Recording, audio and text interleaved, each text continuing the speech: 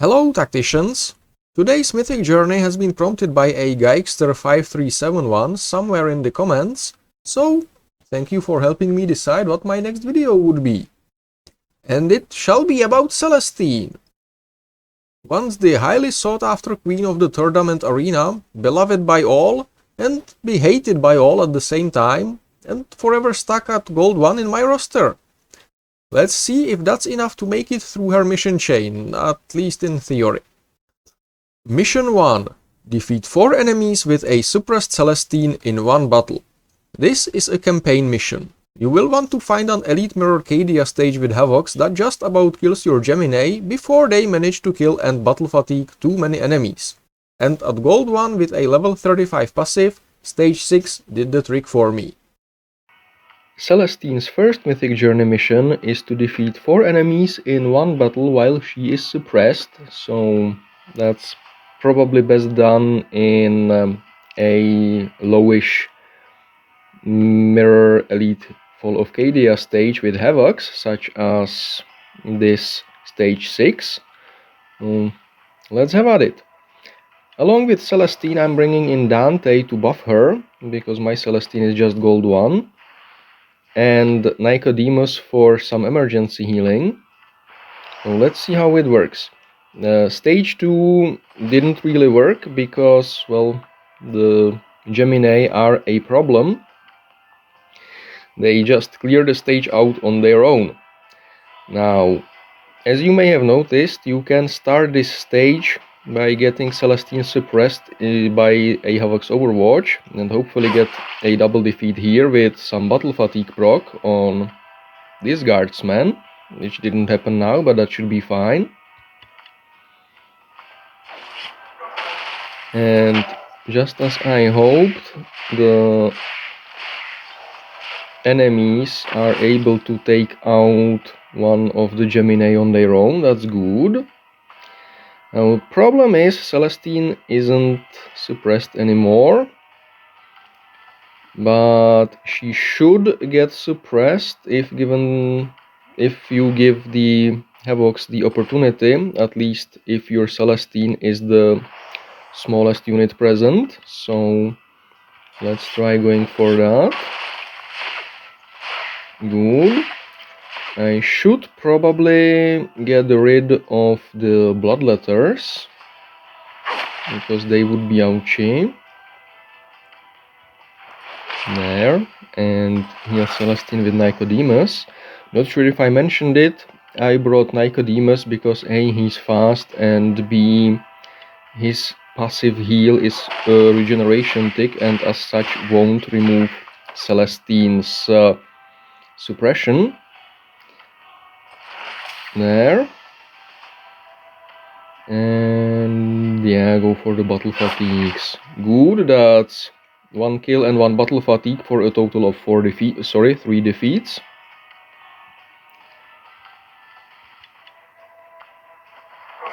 Oh, come on. Right, the Havoc wants to be on the highest ground possible. So now he should attack Celestine. There, perfect. She's suppressed again. Boom. That should be 4 defeats, and with that the mission should be done. So yeah, Mirror Cadia Elite Stage 6 seems to work fine with a gold 1 Celestine. Mission 2. Deal 10,000 damage with Celestine in one turn. This mission is easiestly done in a guild raid with your usual combination of melee buffers. So bring the Ragnashit combo, Eldrion and Kalgar or Dante, and you will probably be fine. Oh, and a pack of smokes for Celestine, because she's gonna need one after the savage surprise butt sags she's gonna dish out. I don't want to blow a raid ticket on the Mythic Rogaldorn showing this, so let me try to find an arena fight to demonstrate it in instead. Alright, so the new arena season just begun, and I see Eresal here having 2 blue stars. It's not Floga, even though he's just Diamond 2. Hopefully that will be above 10,000 HP. Let's give it a shot. And of course the RNG fucked me over with a tiny arena where I cannot give the enemy one turn to get in position for my alpha strike. So I'm gonna have to improvise, and adjusted my team accordingly with Aethana basically replacing Eldrion. Hopefully Ragnar's WF will be enough with the correct preparations and positioning to deal 10k to the Snotfloga, who happens to be on low ground, so there's that at least. Oh well, let's go for it. So, 1 wave, 8000 to be dealt without crits, that's good. 2 wave, 11,000 to be dealt. Headshot, headshot, headshot, headshot, and let's distract the enemy Dante.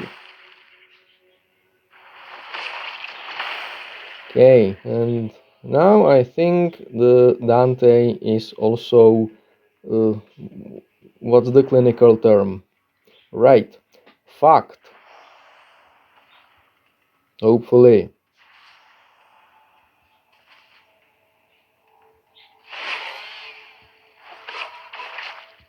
There, and that's the arena done. And with that, that's also the mission done. In theory, at least. Mission 3. Summon 40 units with Celestine. Another one of those. Well, just play 20 campaign games manually and make sure Celestine gets bonked twice in each, okay? Mission 3 of Celestine's Mythic Journey needs you to summon 40 units with her.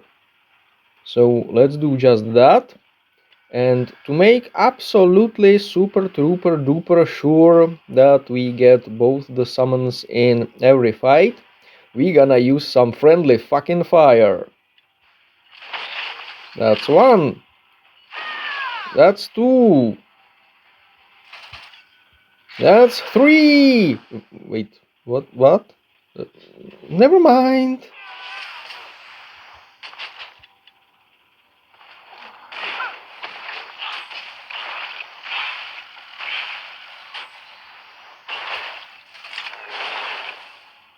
Right, and basically just repeat this roughly 20 times and the mission shall be done.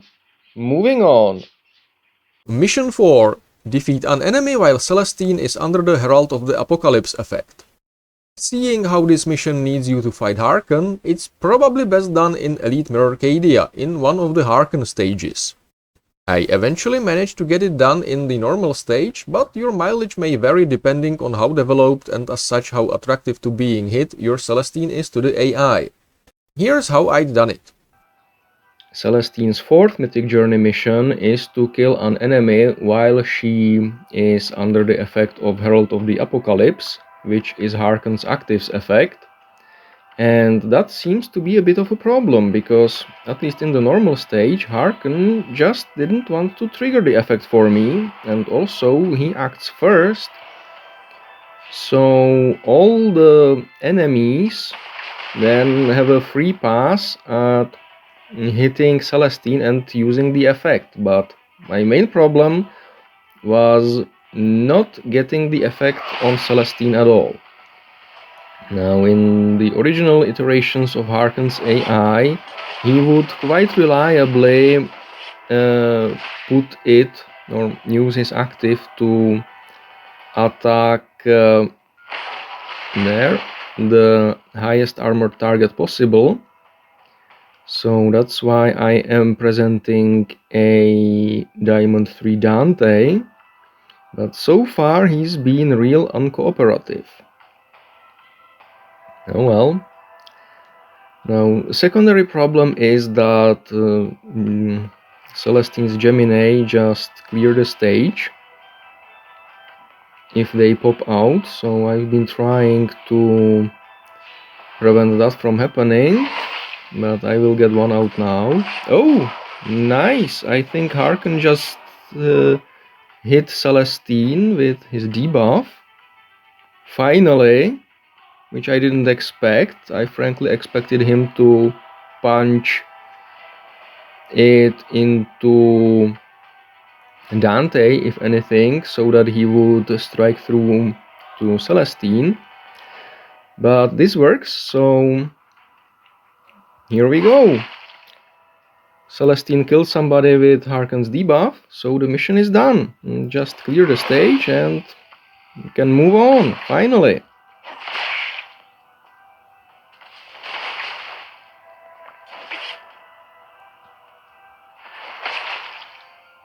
There, that, if I were on the mission, would have been the mission done, I believe.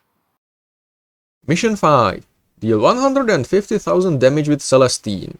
The final grind mission, and for some reason Celestine has a higher quota than many other heroes.